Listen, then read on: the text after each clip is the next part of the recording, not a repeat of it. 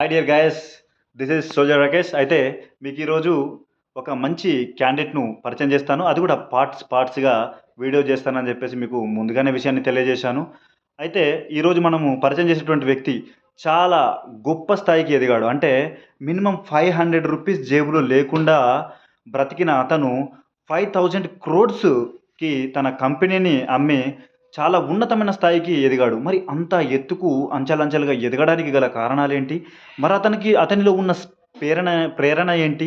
అతని యొక్క జీవితకాలం ఏ విధంగా గడిచింది? అతను ఎలాంటి జీవితాన్ని అతను గడిపి మరి ఆ స్థాయికి ఎదగడం అంటే నాట్ ఎ జోక్. మన విలేజ్ బ్యాక్‌గ్రౌండ్‌లో ఉండి ఒక రూ. 1,00,000, 2,00,000, ఒక 20,00,000 లేదా ఒక 1,00,00,000 సంపాదిస్తేనే చాలా గొప్పగా మనం అనుకుంటాం ఈ రోజుల్లో. అతను 1959లో జన్మించాడు. అతనే డాక్టర్ వేలుమణి గారు. మీరు ఆల్రెడీ వినే ఉండుంటారు ఈ పేరు. దాదాపు యూట్యూబ్‌లో ఎక్కడ కొట్టినా కూడా మోటివేషన్ వీడియోస్ కూడా అతను చెప్తూ ఉంటాడు.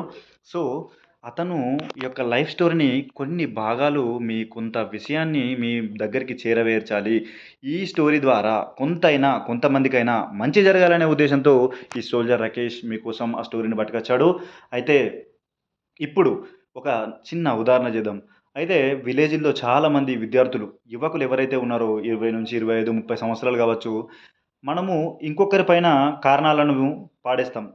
మీకు చేయడము మీ దగ్గర కూడా సమయం ఉన్నది.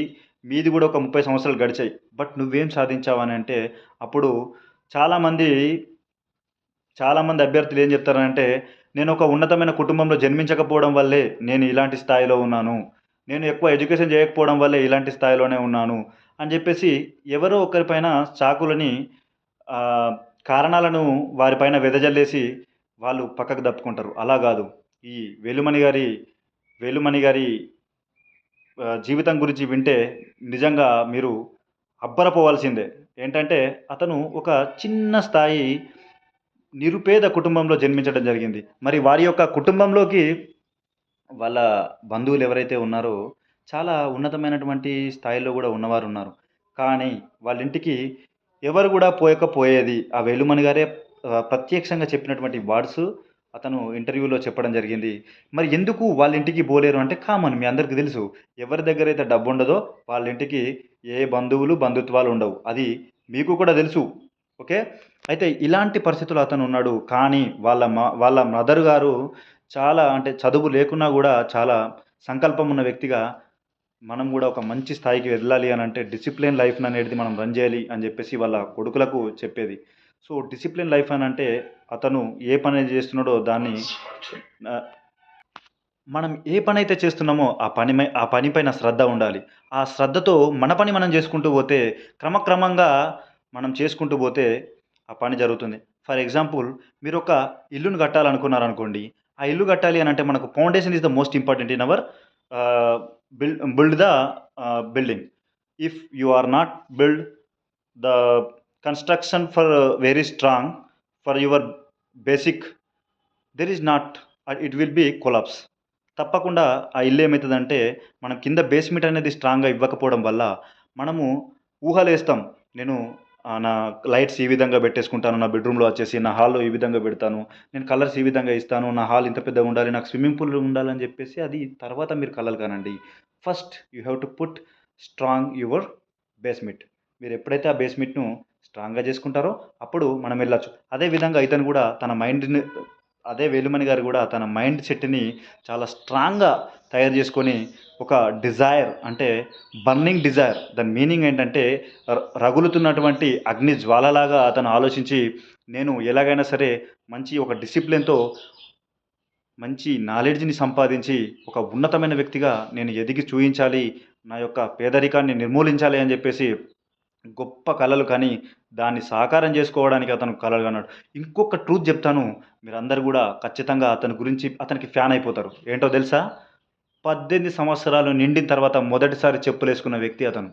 అప్పటి వరకు గూడా అతని కాళ్ళకు చెప్పులు లేకుండా అతనెళ్ళాడు. ఆ చెప్పులు గూడా ఎవరైతే వాళ్ళ కాలేజీ లెక్చరర్ ఉంటారో, ఇంటర్మీడియేట్ చదువుతున్న సమయంలో కాలేజీ లెక్చరరు అతను కెమిస్ట్రీ విభాగానికి చెందినవాడు గాబట్టి, ఆ ల్యాబ్‌లోకి వెళ్ళాలంటే ఆ ల్యాబ్‌లో కొంచెము మనకు తెలుసు. ఆ ల్యాబ్‌లో మనకు కాళ్ళకు అది సేఫ్టీగా ఉండదు గాబట్టి అక్కడున్న ఆ లెక్చరర్ ఏమంటాడంటే, "if you are not wear your foods ah, you you can't you can't allow this class అని చెప్పేసి ఆ లెక్చరర్ గారు అంటారు. అన్నప్పుడు ఇతనికి చాలా బాధ వేస్తుంది. కానీ ఏం చేస్తాడు? ఇతను పేదరికానికి చెందినవాడు కదా! అయినా కూడా చలో కొనుక్కుంటాడు. కొనుక్కున్న తర్వాత అతని మీద లెక్చరర్ మీద కొంచెం కోపంగానే ఉంటది. ఎందుకంటే ఇలా ఎందుకు అన్నాడని చెప్పేసి. సో, ఆ విధంగా చెప్పులేసుకొని మొదటిసారి అడుగుపెట్టాడు 18 సంవత్సరాలు నిండిన తర్వాత. ఈ రోజుల్లో ఎవరైనా ఉన్నారా? మనకు లైట్స్ అప్పుడు దీపంతో చదువుకున్న వ్యక్తులున్నారు. ప్లస్ వాళ్ళు ఇప్పుడు అప్పుడు సరిగ్గా ఉండడానికి గూడా ఇండ్లు లేని విద్యార్థులున్నారు. అలాంటి వాళ్ళే గొప్ప గొప్ప స్థాయిలోకి వెళ్లారు. విజ్ఞానాన్ని సంపాదించారు. ఈ రోజుల్లో మనకు లైట్స్ ఉన్నాయి, ఇల్లున్నాయి, ఇంట్లో ఉండడానికి ఏసీ ఉంది, తినడానికి తిండి ఉంది. ఇన్ని ఉన్నా గూడా విద్యార్థులు ఎందుకు పక్క త్రోవలో పడుతున్నారు? ఎందుకనంటే బికాస్ ఎవరైతే ఫాదర్స్ అండ్ మదర్స్ ఉన్నారో వాళ్ళు మీ యొక్క కష్టాన్ని పిల్లలకు తెలియజేసినప్పుడే వాళ్ళు ఈ విధంగా నేను గాకూడదు అని జెప్పేసి తెలుసుకుంటారే గానీ, మా పిల్లలకు కష్టం తెలియకుండా పెంచుదామని జెప్తే వాళ్ళు తప్పకుండా పక్కదోవ పడతారు. మీరు కష్టపడ్డ మొత్తం సొమ్మును నీళ్ళలో ధారపోస్తారు. So, this story will teach you how to care your childrens and how to protect your childrens and how to teach your lessons అనేది ఉంటది. అంటే ఏ విధంగా మనం పిల్లలకు లెసన్స్ ఏ విధంగా నేర్పాలని చెప్పేసి ఉంటది. ఇది పార్ట్ 1 మాత్రమే. ఇంకొక 2 విషయాలతో నా వీడియోని ముగిస్తాను. అయితే ఈ అబ్బాయి ఇంట్లో వీళ్ళు తినడానికి వీళ్ళింట్లో నలుగురుంటారు. ప్రతిరోజు ముగ్గురికి మాత్రమే వంట వండేవారు. ఇంకొకరు ఈ పిల్లల ఇద్దరికి పెట్టి వాళ్ళ హస్బెండ్ తిన్న తర్వాత వాళ్ళ అమ్మ సరిగ్గా అన్నం తినకుండా ఉండేదంట. అప్పుడు ఈ వేలుమణి గారు ఏమనేవారంటే, "అమ్మగారు మీరు కూడా తినండి" అని చెప్పేసి ఇతనిలో మిగిలినటువంటి అన్నాన్ని వాళ్ళ మమ్మీకి ఏసేవాడు. అంటే ఇట్లాంటి పరిస్థితులు తను నిలదొక్కుకొని ఉన్నాడు కాబట్టే ఈరోజు 5,000,00,00,000 అధిపతిగా నిలిచాడు. కానీ అతను ఏం చేస్తాడో తెలుసా? సింపుల్‌గా అతను కావాలంటే కార్ కంపెనీనే కొనొచ్చు, కార్‌లనే కొనుక్కోవచ్చు. బట్ అతను ఓలా, ఉబర్, ఆటో ఇలాంటి వాటిల్లో తిరుగుతా ఉంటాడు. ఎందుకు మరి అలా తిరుగుతారు సార్ అని మేము అడుగుతారు కదా అందరూ ఇంటర్వ్యూస్ చేసేవాళ్ళు. అతనేమంటాడంటే, నాకు ప్రజలతోటి మమేకమయ్యి నా ఏవైతే వేర్లున్నాయో, నేను ఇక్కడి నుంచే వచ్చాను పేదరికం నుంచి.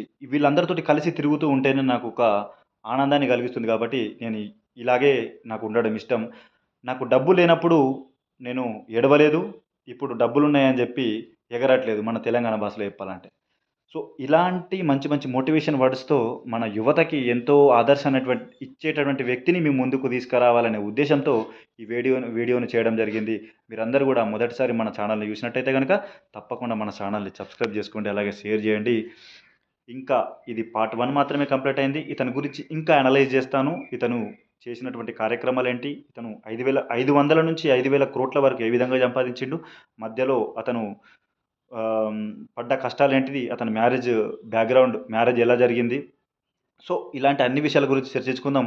Keep follow my channel. Thank you for watching this YouTube channel. This is Rakesh. I'm very happy to introduce this story doctor Velumani. Bye.